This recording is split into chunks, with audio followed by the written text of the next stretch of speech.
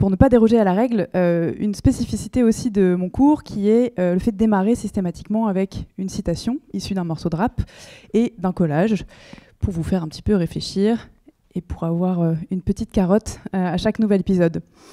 On démarre donc avec Medine qui dit « Tout le monde veut sauver la planète, mais personne ne veut descendre les poubelles ». Et moi, ça fait 7 ans que je travaille dans ce milieu de la mode et à la question de son développement durable, de sa transition.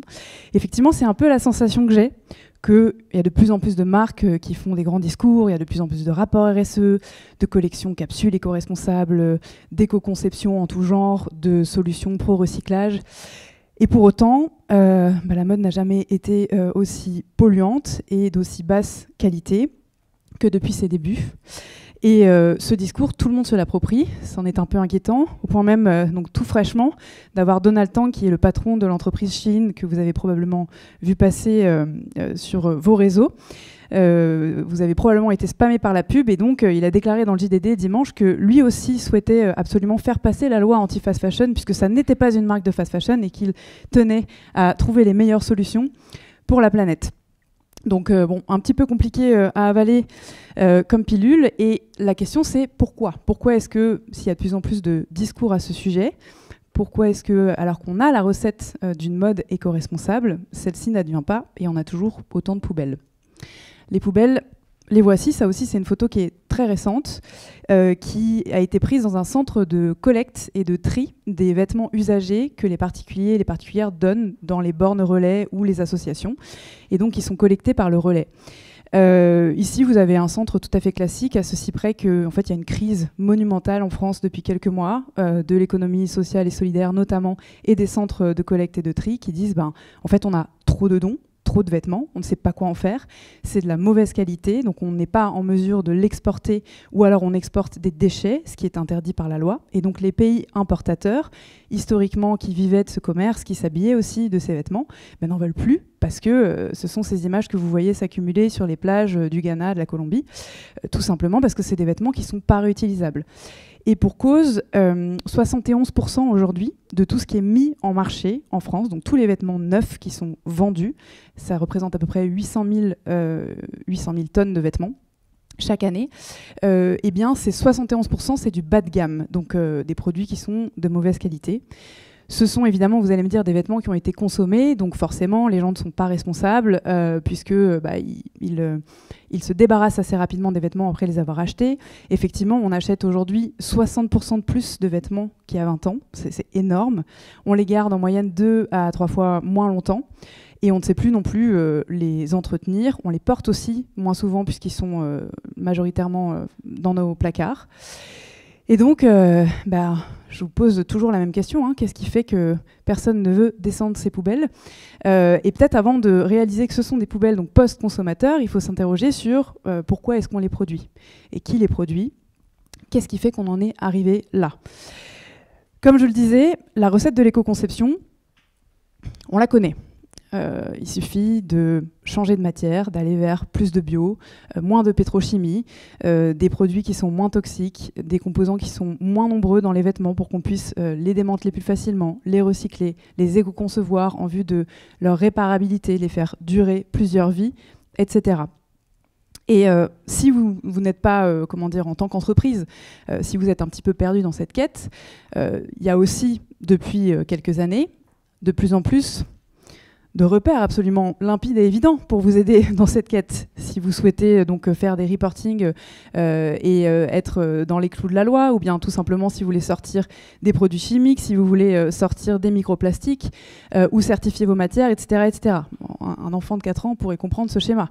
Donc vraiment, on ne comprend toujours pas pourquoi est-ce qu'on a cette problématique de poubelle. Globalement, ceci pour vous amener au fait qu'on a perdu pas mal de bon sens dans notre réflexion de producteurs et de consommateurs. Et la question, c'est pas tant comment est-ce qu'on fait pour produire mieux, c'est plutôt pourquoi est-ce qu'on produit tout court ces quantités. On a aujourd'hui, dans l'industrie de la mode, une énorme problématique de volume, donc d'économie d'échelle. Toute l'industrie est basée là-dessus. C'est aussi la seule industrie créative qui se tire une balle dans le pied en produisant des vêtements et des produits qui sont censés être beaux et désirables, de plus en plus de mauvaise qualité. C'est la seule industrie au monde qui est basée sur la frustration, en fait, qui consiste à produire des choses que les gens vont vouloir porter le moins longtemps possible et réitérer donc l'acte d'achat. Et donc on a perdu tout repère, parce que vous soyez une marque ou un consommateur, si je vous dis que la petite basket verte en haut, elle pèse, admettons, 14 kg d'équivalent CO2 en termes d'émissions, bah, vous allez me dire, super, moi j'ai pas d'ordre de grandeur, je sais pas à quoi ça correspond, donc c'est bien gentil de me donner l'équivalent en poids carbone d'un produit, mais ça ne va pas changer durablement mes pratiques. En revanche, si je vous dis que cette paire éco-responsable au sein de cette marque de basket conventionnelle, bah, c'est la seule paire produite, dite éco-conçue sur les 44 nouveaux modèles qui sortent chaque mois, et on parle là d'une entreprise comme Nike ou comme Adidas, et que cette même entreprise produit 450 millions de paires de chaussures chaque année, dont en moyenne 30 à 40% ne seront jamais vendues, donc vont finir par être détruites. Là, on commence un petit peu plus à réaliser la problématique des ordres de grandeur et ce pourquoi les volumes sont extrêmement délétères. Parce qu'évidemment, pour produire ces baskets qui, quasiment 1 sur 2, ne seront pas vendues, bah, il faut énormément d'énergie, il faut des ressources fossiles, il faut de l'électricité qui est produite dans des pays dont le mix est extrêmement carboné, le mix énergétique, le transport un petit peu partout sur la planète, etc. Et donc c'est comme ça qu'en fait on en arrive à ça, finalement à extraire des matières premières, à utiliser de l'eau. Donc aujourd'hui à hauteur de 80%, les nappes phréatiques de la Chine sont polluées et impropres à la consommation, et avoir des projections, si on continue sur cette dynamique qui a priori n'a l'air de poser problème à personne, donc de fabrication de poubelles et de non-gestion de celles-ci, à des données qui sont tout simplement effarantes. En fait, projection à 2050, selon des diverses ONG très sérieuses, la Fondation MacArthur, Greenpeace, on a besoin, si on reste dans cette logique de volume exponentiel, de plus de 50% de ressources en eau pour cette industrie de la mode, de plus de 35% de terres arables pour la culture des matières premières, et on va générer plus 50% d'émissions de gaz à effet de serre. Tout ça pour des produits dont personne n'a besoin. Aujourd'hui, on a tous et toutes de quoi s'habiller largement. Ça reste prétendument du plaisir. Et donc, on est toujours avec nos poubelles sur les bras. Pourtant, il y a des tas d'injonctions et des tas d'indicateurs à bien faire, à mieux faire quand on est une entreprise aujourd'hui. Il y a d'abord la loi, on l'a vu, donc cette nébuleuse difficilement compréhensible de textes qui propose aux entreprises de mieux gérer leurs invendus ou bien de faire des reportings sur leurs impacts. On a la marque employeur, donc les collaborateurs, et notamment les étudiants des grandes écoles qui refusent d'aller travailler dans des entreprises qui ne sont pas engagées. On a les clients aussi.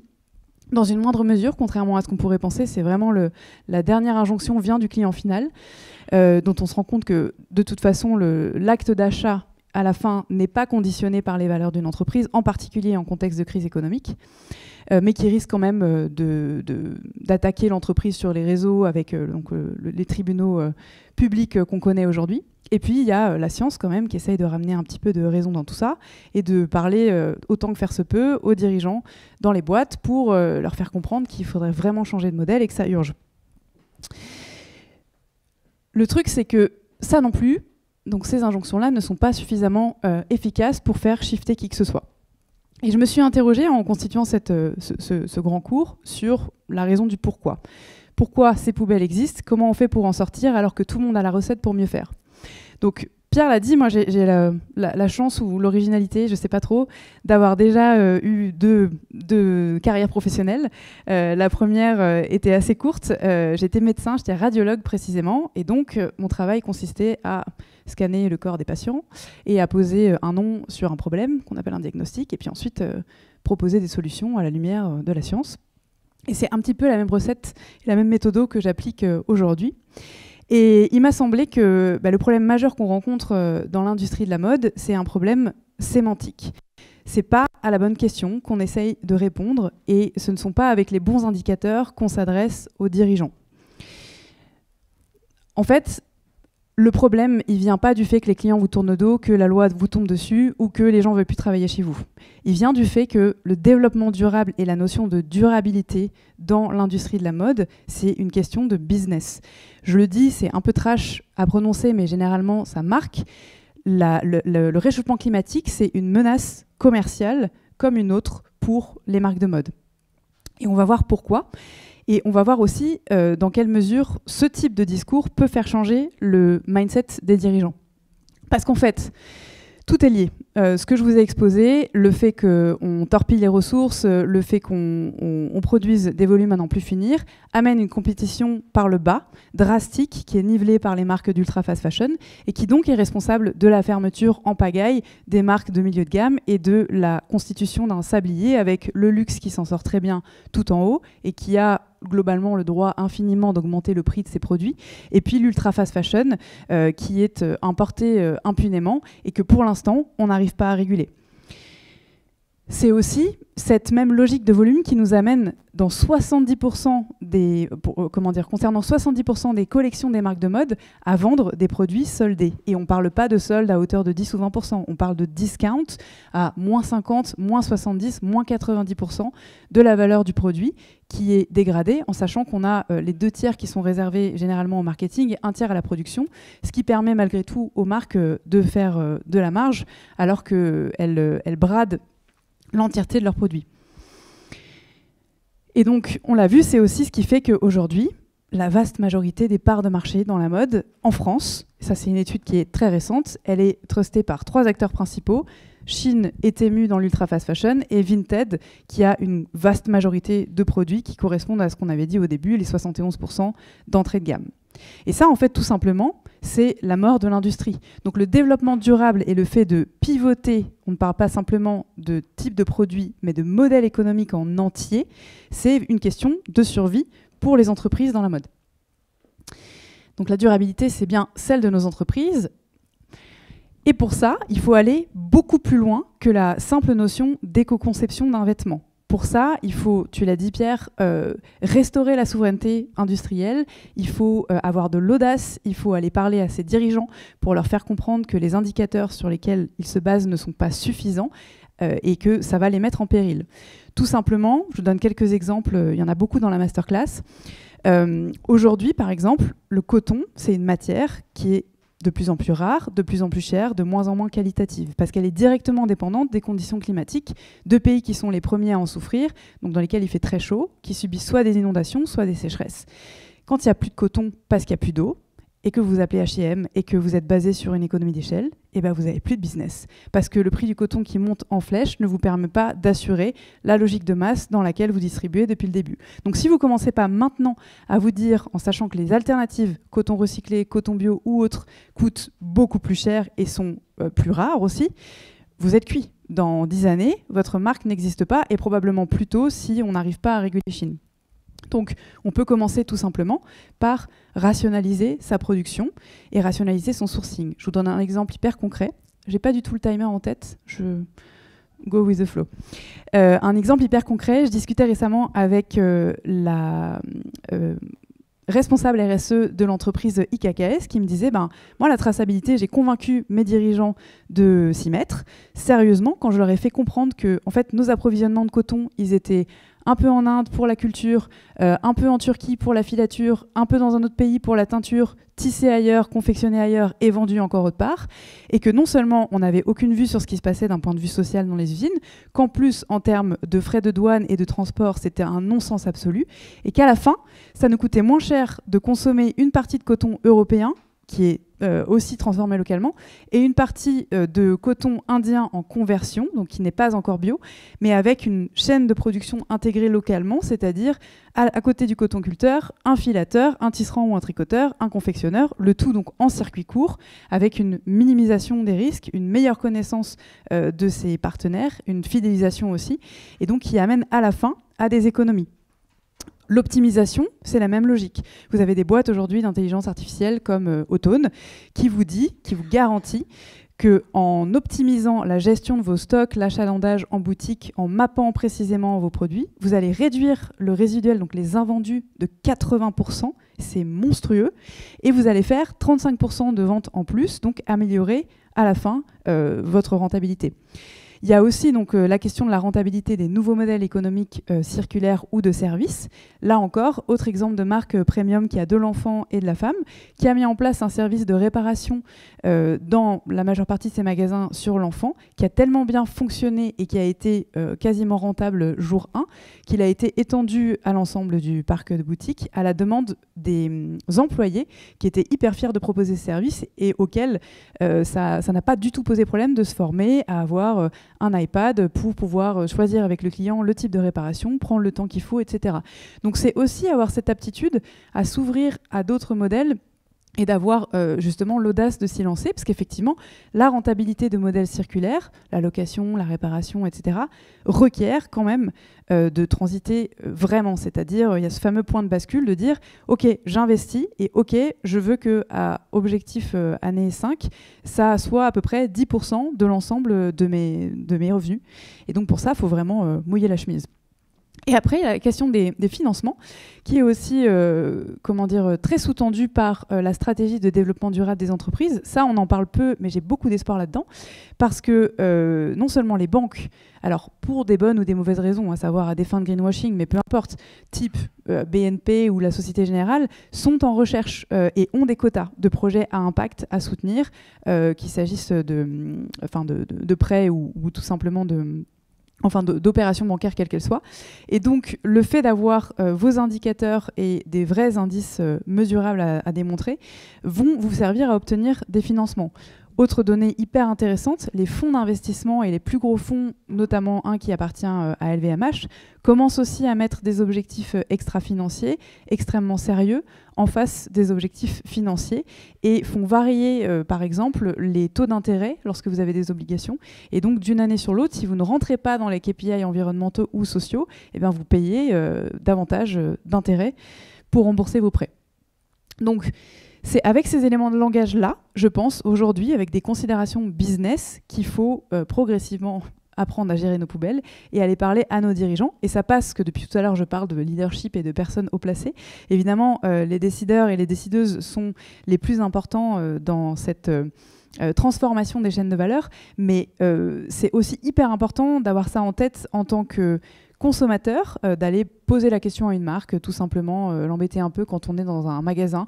Où est votre service de réparation? Où est votre borne d'information au sujet du produit que je vais acheter? Est-ce que vous avez un point de collecte si je veux ramener des vêtements usagés, etc. De les interpeller sur les réseaux sociaux aussi, en leur demandant est-ce que vous avez des objectifs? Où est-ce qu'ils sont? Est-ce qu'ils sont publics?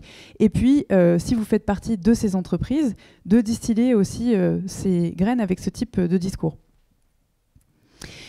Il y a aussi la question de toujours donc sur la partie budgétaire, la minimisation des coûts à prévoir. Plus 26%, donc c'est la part du budget carbone qui est anticipée dans les budgets de l'industrie d'ici à 2050. C'est-à-dire c'est ce que va coûter la décarbonation, la transformation des chaînes de valeur.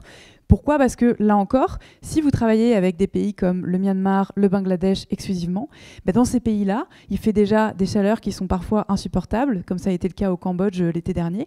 Et dans ces hangars qui ne sont pas des usines, dans lesquels il n'y a pas de ventilation, il n'y a pas de conditions de sécurité, les gens qui travaillent, ils font des malaises. Ou alors en Inde, dans les champs de coton, quand il y a des nouveaux pesticides, il fait trop chaud pour porter les équipements de protection individuelle, donc ils ne les mettent pas.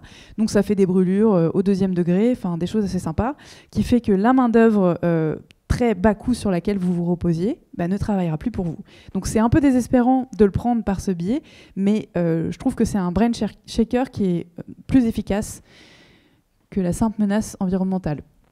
Et alors ça, c'est pour rappeler qu'on est quand même dans l'industrie du rêve et que généralement, quand on se lance dans la mode, c'est qu'on a des envies de bien faire, de faire du beau, du bon, du bien, et que tout ce que je vous ai présenté là, très lié au business, c'est extrêmement rationnel, mais qu'effectivement, pour opérer ce vrai changement, il faut aussi beaucoup d'intuition. Il faut de l'émotion, notamment avec ce que j'ai mis dans la masterclass, qui est la partie un peu désagréable, le premier tiers où vous avez ce qu'on appelle tous les impacts en fait, donc sur l'environnement, sur la santé physique, avec notamment les polluants toxiques pour les consommateurs et pour les travailleurs, la santé mentale aussi des personnes qui travaillent dans la mode. Donc ça peut évidemment prendre un petit peu aux tripes et vous faire réaliser que le déclic, il n'est pas seulement à l'autre bout du monde, dans des pays où il fait déjà trop chaud pour survivre. De l'imagination, c'est avoir une capacité à se projeter dans des modèles complètement différents. À quoi ça ressemble demain une industrie de la mode dans laquelle j'ai pas d'objectif de croissance, j'ai juste un objectif d'avoir une boîte saine dans laquelle les gens sont heureux, qui fait du chiffre évidemment, qui paye ses impôts en France idéalement et qui rétribue bien les gens, mais j'ai pas forcément besoin d'avoir des objectifs à 2 chiffres. Et ça, c'est pas anodin, je vous en parle aussi parce que justement l'imagination et l'audace, ça commence à arriver chez certains dirigeants de grandes maisons. Et c'est ça aussi, je trouve, la force de Sator, c'est cette aptitude à convoquer ce désir de bien faire, cette espèce de ce que j'appelle le sursaut d'humanité dans chacun de nous qui fait qu'on ne va pas vers la transition écologique avec une forme de soumission, une forme de punition et une frustration systématique, ou bien tout simplement pour répondre à la loi. On y va parce qu'en fait, on est mercenaire, on est valeureux, on a envie de donner du sens à sa vie, et on n'a pas tous et toutes une aptitude à changer complètement de métier ou à déménager dans un patelin pour vivre en autonomie.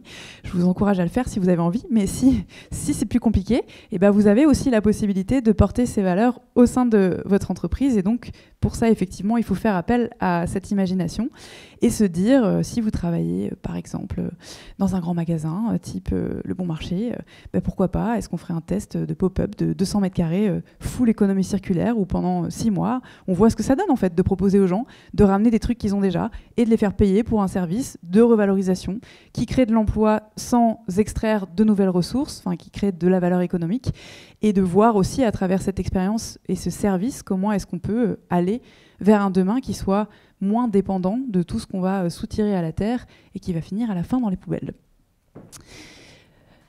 Alors effectivement, vous pouvez me dire, et vous avez raison, que la loi monte quand même en puissance sur certains sujets. Enfin, ça dépend, la CSRD, c'est plutôt à pleurer, mais en tout cas, il y a des choses qui bougent. La loi contre la fast fashion, c'est un petit peu Pierre et le loup, mais on ne désespère pas qu'elle soit présentée au Sénat le 19 mai prochain. Et puis l'affichage environnemental, ça fait des années qu'on en parle. Jusqu'ici, c'est pas vraiment consensuel. Je vous renvoie à l'image désagréable de la nébuleuse du début.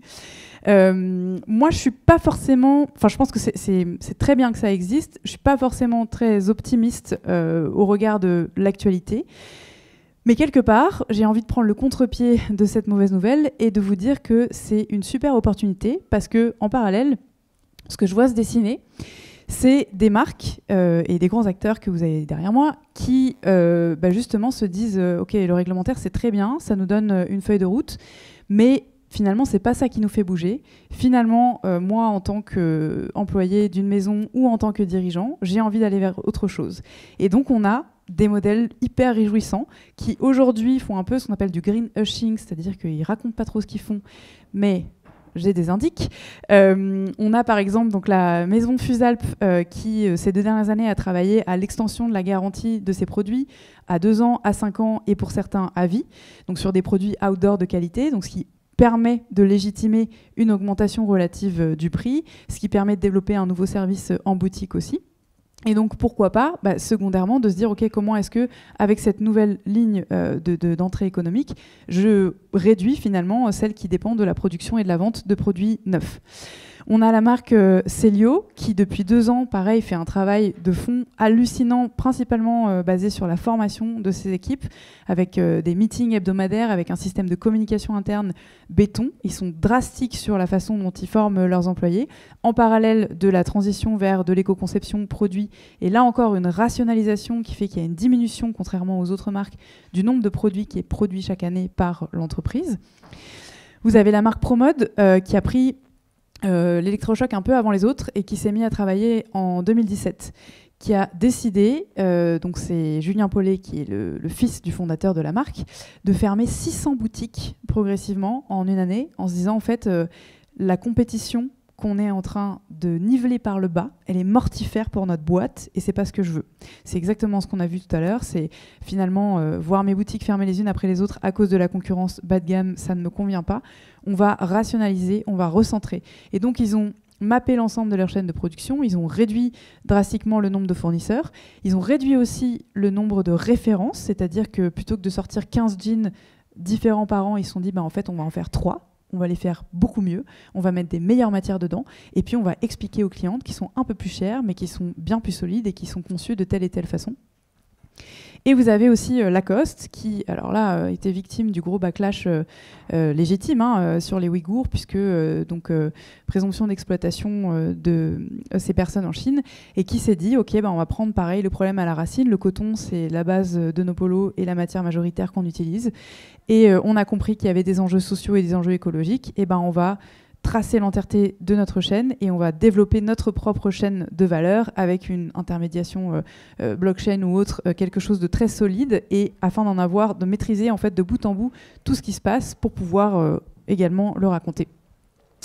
Donc aujourd'hui, je dirais que la question, voilà, c'est pas tant qu'est-ce qu'on fait de nos poubelles, mais plutôt comment est-ce qu'on fait pour arrêter de tirer cette industrie vers le bas, de niveler la compétition vers le bas, et comment est-ce qu'on redore le blason de la mode en produisant moins de choses, en allant vers différents modèles économiques, en ouvrant un petit peu nos chakras sur le champ des possibles. Et je conclurai là-dessus, parce que c'est ce que j'ai essayé de mettre au maximum dans cette masterclass, de vous permettre de prendre de la hauteur avec une vision très prospective. Vous demandez de ce que vous allez faire, de tout le futur qui s'offre à vous, avec ces clés en main, en sachant que cette masterclass aussi m'a posé la difficulté de l'ancrage dans le temps. C'est très compliqué, surtout quand on a beaucoup de data et beaucoup d'exemples chiffrés, comme il y en a dans le cours, de dire quelque chose qui va être juste et qui va servir. Et donc, je l'ai considéré que c'était davantage une méthode, un outil en fait d'apprentissage continu pour vous lancer dans une dynamique pas du tout scolaire, mais plutôt de curiosité et d'enrichissement intellectuel, à la fois citoyen et professionnel. Et donc, j'espère que ça vous a inspiré pour creuser un petit peu plus, que vous allez faire de grandes choses avec. Je serais ravie d'avoir vos retours. Et puis, je vous propose de prendre vos questions. Dans les écoles, aujourd'hui, est-ce qu'il y a vraiment une avancée ? Est-ce que les étudiants qui font des études sur la mode ont vraiment des cours ? Ou est-ce que ça reste anecdotique comme pour les journalistes et d'autres secteurs, malheureusement ? Alors, je pense qu'il y a des personnes représentantes d'école ici qui pourront répondre. Sans faire de généralité, ce que je vois se dessiner majoritairement, c'est des parcours spécifiques, comme malheureusement dans les boîtes. C'est-à-dire la RSE, c'est 3e étage, les 12 travaux d'Astérix pour trouver le truc. C'est comme l'administratif à la PHP, quoi. Personne ne sait où c'est et personne n'y va. Et donc, dans les écoles, c'est pareil. En fait, il y a des masters développement durable, des masters green marketing. Mes oreilles saignent, mais ça s'appelle comme ça. Green marketing du luxe, même. Et donc, malheureusement, c'est des disciplines qui sont enseignées à la marge. C'est des diplômes, de ce que j'ai pu en voir, en tout cas des résultats qui ne sont pas extrêmement qualitatifs. Et donc, c'est encore, à mon sens, beaucoup trop faible. La problématique majeure, d'après ce que je comprends de ces écoles majoritairement privées, c'est d'une part le fait qu'il y ait beaucoup d'intervenants extérieurs qui varient, et donc l'homogénéité finalement du parcours apprenant, elle n'existe pas. C'est des experts qu'on va chercher ponctuellement, mais par exemple, on peut m'embaucher moi pour faire une conférence. Ça va être noyé dans le flot des informations. Donc, il n'y aura pas, justement, cette dimension systémique de l'apprentissage et cette capacité à faire des ponts entre le business, l'écologie, la justice sociale, qui est absolument indispensable. Et après, il y a le fait aussi que pour les professeurs titularisés, les cours, en fait, quand on a appris à faire un vêtement il y a 20 ans, on enseigne la manière de faire un vêtement d'il y a 20 ans. Ce qui veut dire aussi, avec tous les critères morphologiques associés, tous les biais qu'on connaît de l'industrie de la mode et des magazines d'il y a 20 ans. Il y a un cours aussi dédié là-dessus dans la masterclass. Donc, je pense qu'il faut bourriner pour que Sator soit dans toutes les écoles de mode et que faire un discount spécifique, ça me semble être une bonne option. Je suis la cofondatrice et la présidente actuelle d'une petite école de mode qui s'appelle l'école de la Maille de Paris, mais qui forme une vingtaine maximum d'élèves par an. Nous, on a été dès le début positionnés sur une mode plus durable, hein, parce que la maille permet également ça un peu plus que le chêne et trame. Et je rejoins Victoire parce que j'ai aussi travaillé dans une université avant, faire changer les professeurs et les enseignants, qu'ils soient titulaires ou contractuels, pour se mettre au goût du jour, notamment sur les transitions, ça prend beaucoup de temps. Après, je ne me permettrai pas de juger ce qui se passe dans les autres écoles, mais c'est long, malheureusement, comme tout le reste, beaucoup trop long. Ma question à toi, Victoire, avant que tu viennes nous rendre visite, on se réjouit, c'est en effet, moi j'enseigne la RSE aussi dans mon école, dans l'école de la Maille, à l'école de la Maille, et les élèves me disent « Oh non, mais ton cours, il nous déprime trop ». Et je leur dis oui, en effet, c'est déprimant, mais le but, c'est que vous sachiez sur quel marché vous rentrez. Et je me demandais si quand même tu avais quelques bonnes nouvelles que je pourrais leur transmettre. Bien sûr, alors je ne l'ai pas précisé. Dans le chapitrage peut aussi t'aiguiller pour les cours. En gros, la première partie est vraiment dédiée aux impacts, comprendre pourquoi ça pollue, combien, à quel endroit, pourquoi ça exploite, pourquoi c'est mauvais pour la santé, qui tire. Ensuite, donc, la deuxième partie, c'est les rouages, donc les rouages du système, pourquoi le système ne marche pas, qui le finance, quelles sont les problématiques de gouvernance, quelle est l'inertie dans les boîtes, tout comme les écoles, qui fait que les gens ne se forment pas, etc., etc. Et ensuite, la vaste majorité du cours est dédiée aux solutions. Donc effectivement, ça part de sourcing éco-conception, mais il y a aussi en fait le champ des possibles. Et plus on avance dans la masterclass, plus on s'ouvre justement à d'autres horizons, type économie de précision, production à la demande, économie de service, mais aussi réinvention d'une boutique demain, avec une dimension d'enchantement en fait, parce que c'est ça que j'essaye de convoquer.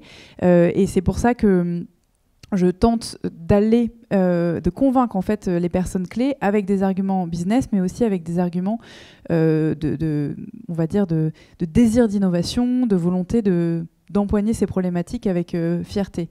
Donc, de façon très concrète, moi je pense que le meilleur driver pour ces étudiants, c'est des cas comme ceux que j'ai cités à la fin, de boîtes, et d'ailleurs ça se retrouve chez les consommateurs. On a fait une grosse enquête récemment avec The Good Goods. En fait, la plupart du temps, les gens ne cherchent pas à découvrir des marques éco-responsables, ils cherchent à savoir ce que font les entreprises conventionnelles.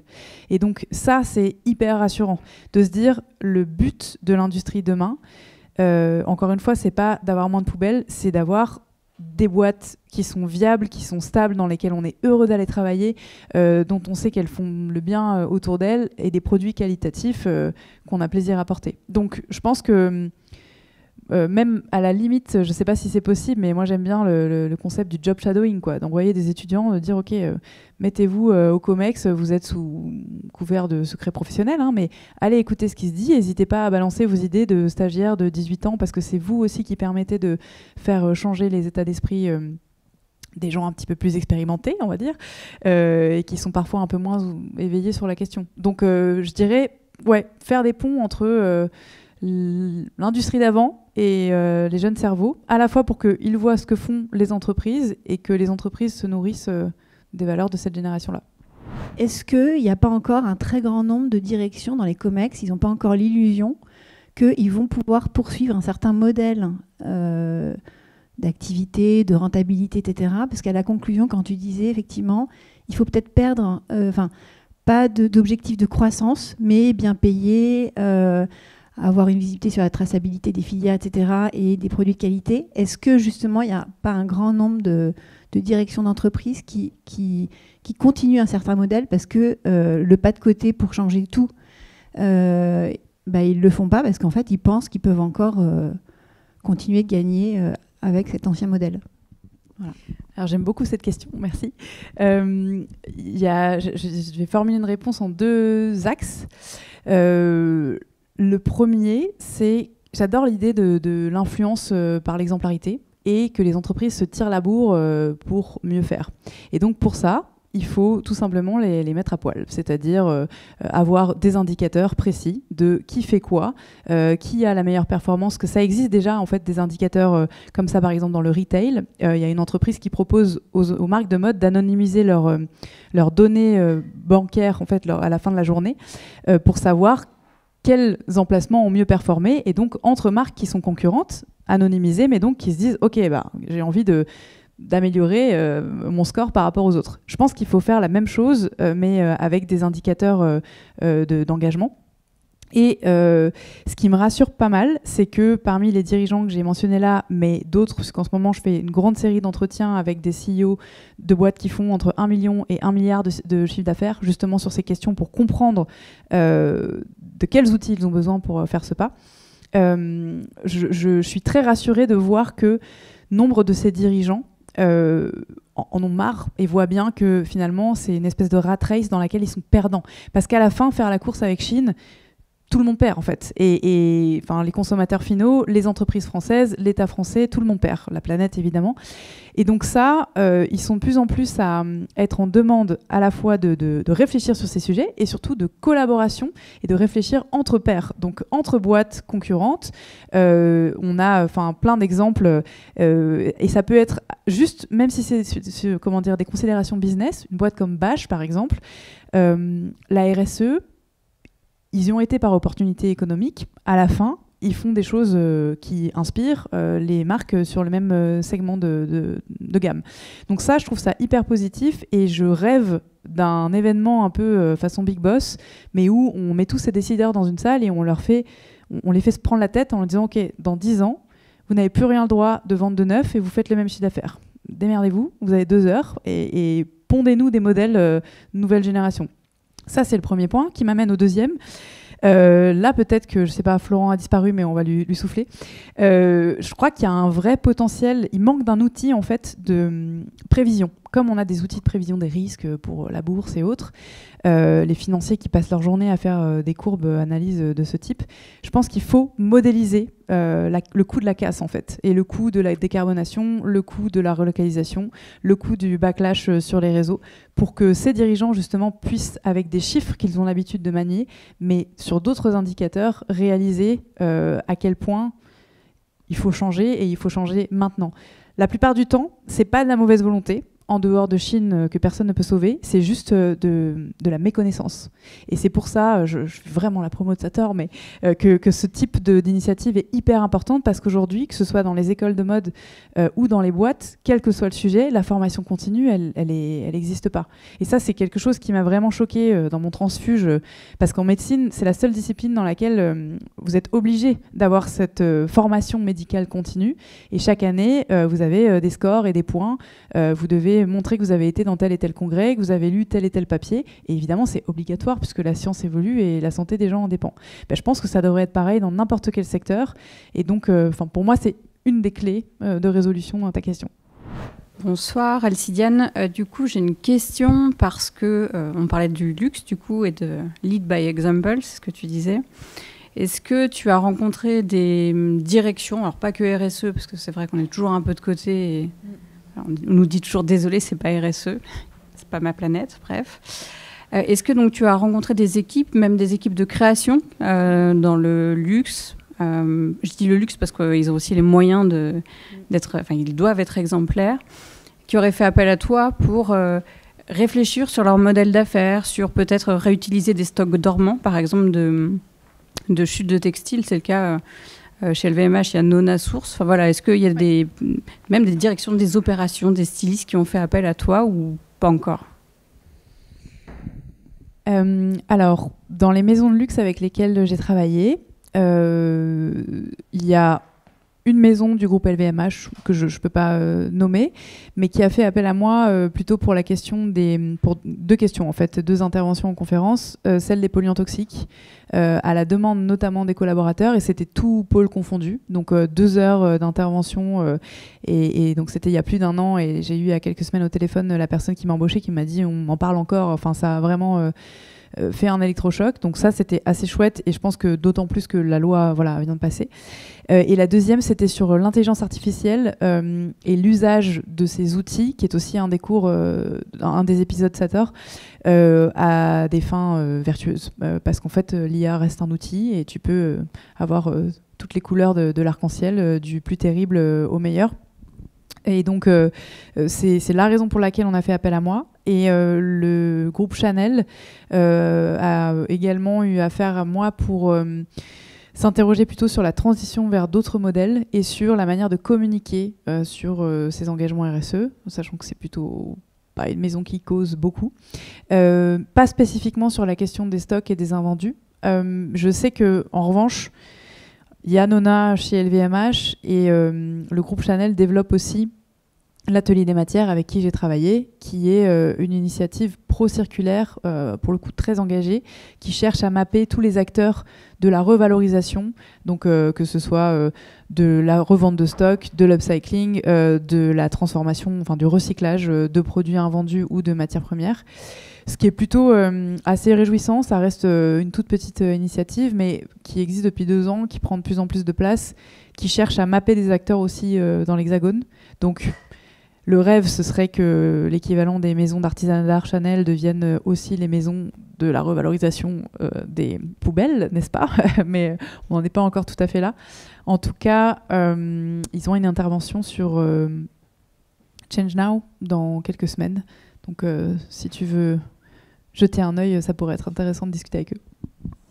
Sur l'industrie du cuir, au niveau des labels, on en connaît beaucoup pour le textile, mais beaucoup moins pour le cuir. Je sais qu'il y a LWG. Et en fait, moi, j'ai du mal à savoir, est-ce qu'il faut mieux que je regarde le pays d'origine du cuir, sachant que si c'est un cuir italien, ça ne veut pas dire que la peau est italienne. Il y a ces histoires de tannerie, de tannage au chrome. Je rencontre beaucoup de personnes qui vont me dire « Ah bah c'est un cuir végétal ». Ils vont penser que c'est pas une peau animale, alors que c'est juste le tannage qui est végétal. Enfin, tout ça, c'est c'est un bordel, clairement. Et notre génération, je trouve que moi, ma génération n'est pas du tout au courant de ces détails-là. Et je pense que ça pourrait changer l'acte d'achat. Du moins, ça pourrait avoir du poids sur le fait que j'achète ou pas ce sac pour la durabilité, pour le respect que ça a au niveau RSE. Et en fait, comment on s'informe de ça et qu'est-ce qu'on doit suivre, en fait? Comment faire pour mieux consommer là-dedans? Alors, il y a un mot-clé qui résume tout ce que tu viens de dire là, qui est celui de la traçabilité. En fait, traçabilité, donc de la traçabilité du cuir en particulier, c'est extrêmement compliqué et c'est balbutiant. Ça existe principalement en France et un petit peu en Europe. Mais aujourd'hui, en dehors des cuirs donc français tracés qui ont pour le coup des numéros de sur les peaux animales au sein même de l'élevage et ensuite qui permettent de tracer l'abattage, la tannerie, etc. C'est impossible de savoir d'où vient un cuir et il y a une grande chance pour qu'il soit en lien avec la déforestation en Amazonie. Donc effectivement, c'est extrêmement compliqué. En tant que consommateur, pour l'instant, aujourd'hui, pour s'informer, il n'y a pas énormément d'options. De la même manière, de toute façon, qu'il n'y a pas énormément d'options de labellisation dans le cuir. Donc, en dehors de celui que tu as cité, le Working Group, Leather Working Group, et le système de traçabilité qui est mis en place par le CTC, donc le Centre technique du cuir, et le Conseil national du cuir en France, mais qui est hyper spécifique et qui fournit que certaines maisons, tu n'as pas la possibilité de savoir. Donc, si tu veux, toi, en tant que consommatrice, d'abord bien consommer, le top du top, c'est d'aller plutôt vers des produits en cuir de seconde main, parce que tu sais que voilà, ils auront déjà un vécu, ils seront désimpactés, plus que les cuirs assimilés en fait végétaux, qui majoritairement sont composés de plastique et surtout sont pas durables dans le temps. Donc en fait, ton produit va durer quelques mois et il va falloir en racheter un autre. Donc même à des gens qui sont véganes, je conseille d'acheter du cuir de seconde main si c'est pas rédhibitoire pour eux, pour des questions d'impact environnemental. Maintenant, certaines maisons commencent à s'intéresser à la traçabilité des matières. Il y a Jonac, par exemple, qui bosse avec des entreprises de traçat, qui proposent des QR codes sur les produits. C'est une démarche qui est compliquée, à mon sens, pour un consommateur, et je ne pense pas qu'elle soit généralisable. Et les premiers retours d'expérience de plusieurs années de marques qui mettent des QR codes disent que les consommateurs ne scannent pas les produits. Donc, si tu es vraiment extrêmement intéressé par le sujet, je te conseille de lire The Good Goods, puisque nous avons un index des matières, un index des labels, beaucoup de dossiers sur le cuir, comment est-ce qu'on le trace, comment est-ce qu'on reconnaît un cuir de qualité, quand on est designer, comment est-ce qu'on éco-conçoit des produits en cuir, et puis le fameux dossier sur le lien entre la déforestation en Amazonie et le cuir. Et après, si tu veux être le caillou dans la chaussure, bah, effectivement, c'est exactement ce qu'il faut faire que tu fais, c'est-à-dire dans la boîte, demander sans, comment dire, avec une intention bienveillante et louable, c'est-à-dire, ah ben, est-ce que vous saviez qu'il y avait des alternatives? Non. Est-ce que ça vous tente que au prochain meeting de la boîte, je vous fasse une petite présentation sur ce que j'ai trouvé des différentes options de cuir alternatives au cuir conventionnel qu'on utilise. Donc, dans une dynamique voilà, apprenante et plutôt ludique, en glissant qu'il va y avoir des avantages concurrentiels énormes parce qu'on va pouvoir dire à nos clients qu'on fait les choses bien, etc. Donc avoir cette carotte quand même à la fin. Mais malheureusement, aujourd'hui, l'industrie du cuir, c'est effectivement une des plus en retard. Donc il faut prendre son mal en patience et agir à ton échelle quand tu peux, en te formant, en demandant la traçabilité sur les produits et aux marques où elles se fournissent. Dans la mode, il y a aussi aujourd'hui de plus en plus d'options au tissu, au coton ou autres qui sont issus d'autres matières premières végétales, mais qui peuvent aussi engendrer des dégâts.